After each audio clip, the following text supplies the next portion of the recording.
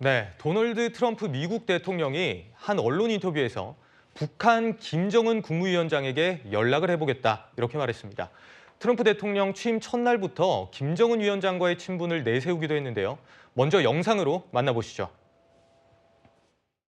Kim Jong-un is a smart guy. You'll reach out to him again. I will. I was very friendly with him. Me, I liked him. We got along very well. Now, he is a nuclear power, but we got along. I think you'll be happy to see him coming back. 네, 폭스뉴스 앵커와의 인터뷰 중에서 이란과는 협상이 어렵다 이렇게 얘기하면서 갑자기 북한을 얘기한 건데요.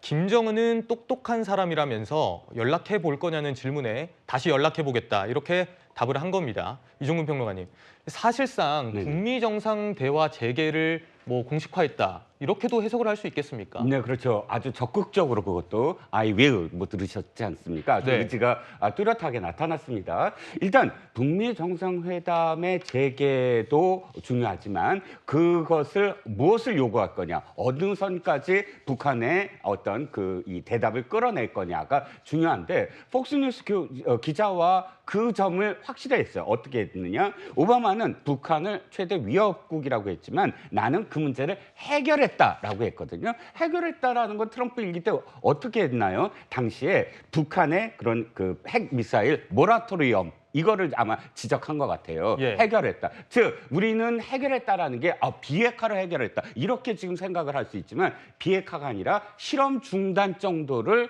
해결했다라고 인식하고 있다라는 거예요. 예. 그러니까 즉 핵을 보유국이라고 지금 인정하는 발언을 많이 했잖아요. 그러면 핵을 더 이상 비핵화해서 없애겠다라는 거는 못하는 거니까 핵을 더 이상 자신들의 본토로 쏠 미사일이라든지 핵 개발을 중단하면 그 자체로 받아들이겠다. 그 선을 지금 요구하면서 서로 만난다. 이게 어떤 의미를 갖냐면 또 트럼프 대통령이 자꾸 무슨 얘기를 하느냐? 내가 노벨 평화상을 받겠다. 이런 의지를 자꾸 표명하잖아요. 그것과 연결시키면 김정은과 만나서 김정은은 핵 보유국으로 북한을 인정을 하고 그다음에 더 이상의 어떤 핵 미사일 실험을 중단하면 미국이 어떠한 대가를 치르겠다. 이렇게 돼버리면 상당히 우려되는 그런 상황이다라고 표현할 수 있죠.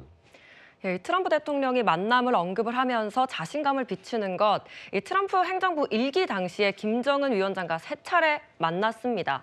2018년에 싱가포르 북미 정상회담, 그리고 2019년에 하노이 정상회담, 그리고 같은 해 판문점에서는 남북미 정상이 만났습니다. 최진봉 교수님, 네. 그런데 이런 성과들이 있긴 했지만 사실상 이 뚜렷한 뭔가 결과물, 성과는 없지 않았습니까? 그렇죠. 없었죠. 그러니까 실제로는 빈손회담이다. 하노이 회담 같은 결렬이다 이런 표현을 썼지 않습니까? 그러면서 예. 북한과 또 미국 관계가 냉각기로 들어섰고요. 그래서 저는 트럼프 대통령이 자꾸 이제 본인의 성과를 내고 싶어 하는 것 같아요. 지금 제가 볼 때는 당선은 되긴 했습니다만 미국 내에서 트럼프에 대해서 좀 비판적인 입장을 갖고 있는 분도 많거든요. 네. 그런 상황에서 본인이 뭔가 성과를 내야 되는데 눈에 띄게 보일 수 있는 성과가 이제 북한과의 관계 문제예요. 이 부분의 개선을 통해서 본인이 뭔가 성과를 냈다고 볼 수도 있고 이종근 평론가도 말씀하셨지만 노벨 평화상 문제도 지난번 임기 때도 그런 얘기가 나왔었어요. 예. 북한과의 관계 개선이나 이런 걸 통해서 뭔가 그런 것까지 노려보는 게 아닌가 이런 얘기가 나왔었는데 본인이 대외적으로 지금 다른 지역과는 상당히 좀 갈등을 많이 부각시키고 있잖아요. 관세를 올려가지고 북미 아메리카 기안에 있는 다른 나라들과 상대가 충돌이 일어나고 파나마 운하 가지고도 문제를 일으키고 이런 문제가 예. 계속 반복되고 있는데 그런 과정에서 국제사회에서 본인이 뭔가 성과를 냈다고 볼 수 있는 그렇게 내세울 수 있는 중요한 계기 중에 하나가 북한과의 관계 개선이기 때문에 예. 이걸 다시 들고 나오는 것 같은데 제가 볼 때는요. 본인의 이익 관점에 늘 접근하기 때문에 또 성과를 내기는 어렵다고 생각해요. 김정은 입장에서 지난번에 한번 당했으니까 이번에는 제가 볼 때 양보를 많이 하지 않는 상태에서 협상이 이루어지더라도 할 가능성이 높고 협상도 많은 부분 벼랑 끝까지 가서 협상을 진행할 가능성이 있어서 예. 눈에 띄는 성과를 내기는 상당히 한계가 있을 거다. 그렇게 저는 전망합니다. 예, 실제 만남이 이루어질지 그리고 성과 있는 만남이 이루어질지 좀 불분명하다는 지적을 주셨습니다. 정말 이 트럼프 대통령의 계속되는 러브콜이 있는데 북한은 지금까지 잠잠합니다. 김정은 위원장은 북한 최고인민회의에도 참석하지 않았고요. 별도의 대미 메시지도 내지 않고 있습니다. 김수민 평론가님, 김정은 위원장, 북한 측 왜 침묵을 하고 있는 걸까요? 네, 이 침묵이 뭐 의도적인 침묵이라고 일단 봐야 될 것 같고 네. 왜냐하면 일단 거부, 화답 이 두 가지의 시나리오를 놓고 보면 예. 북한에서 거부 반응을 보일 경우는 좀 쉽게 이렇게 대화의 가능성이랄까 이런 것들이 다 한꺼번에 날아가 버리는 이런 네. 이제 극한의 상황을 초래할 수 있는 것이고 그렇다고 화답을 해버리면 이것도 이제 북한이 오히려 트럼프 대통령의 페이스에 휘말려 들어가는 본인들이 화답을 해버렸기 때문에 네. 그렇기 때문에 일단은 아직까지 명확하게 어떻게 해야 될지 방침도 안 정해졌고 또 한편으로는 몸값을 좀 올려야 되겠다 이런 계산도 있을 겁니다. 예. 그런 차원에서는 이제 침묵을 당분간은 택할 수밖에 없는 게 북한의 노선이 될 것 같고요. 네. 그리고 이제 트럼프 대통령에 대해서도 북한의 기억도 좀 복잡할 거예요. 한편으로는 대화를 했던 기억, 대화가 가능했구나라는 기억도 있지만 한편으로는 결국에 결렬됐다라고 하는 그런 기억도 있는 거거든요. 예. 그렇기 때문에 또 과거에 대한 충분한 복귀랄까 이런 것들이 사실 미국 정부나 북한 정권이나 양쪽 다 필요한 그런 대목이 될 것 같습니다. 예, 그런데요. 이렇게 트럼프, 김정은 두 사람 이야기만 나오고 한국 이야기는 좀 들리지 않습니다. 홍 전 의원님. 네. 이거 코리안 패싱인가요?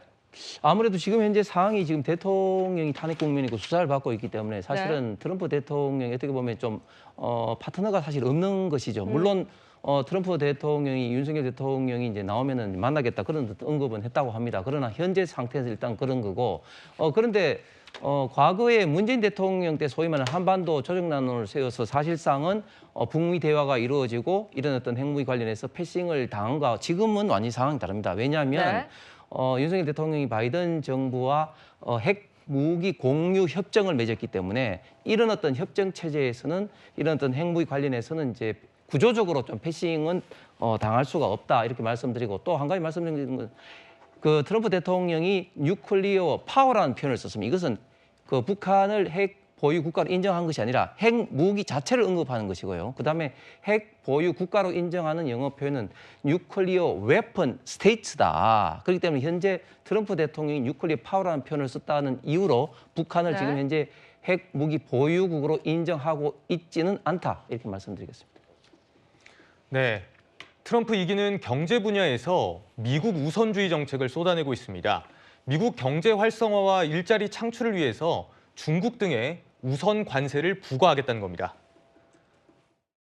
But if you don't make your product in America, which is your prerogative, then very simply you will have to pay a tariff. My message to every business in the world is very simple. Come make your product in America and we will give you among the lowest taxes of any nation on earth. 네, 방금 영상 보셨는데요. 최 교수님, 예. 그러다 보니까 지금은 뭐 중국 등에만 우선적으로 관세를 부과했지만 앞으로는 한국도 안전지대가 아닐 거다 이런 해석들이 나오거든요. 당연히 그럴 수밖에 없죠. 우리 같은 경우도 이제 피해 대상이 될 수 있고 제가 볼 때는 전체적으로 확대시켜 나갈 거예요. 트럼프 입장에서는 자국 이기주의 계속 주장할 거고요. 그러다 보니까 우리 경제도 상당히 어려움을 많이 겪고 있는 상태입니다. 예. 지금 보니까 환율 올랐죠. 그리고 나서 또 국내 유가가 상승이 겹치고 있어요. 그러다 보니까 이게 두 가지 어려움이 함께 찾아와서 어려움을 겪고 있는데 실제로 우리 지금 이제 뭐 귀성 하시는 분들 입장에서는 부담이 엄청나게 클 것 같습니다. 지금 휘발유 가격이요. 전체적으로 그러니까 서울 같은 경우 1,800원대에 접어들었고요. 예. 대구도 1,700원대예요.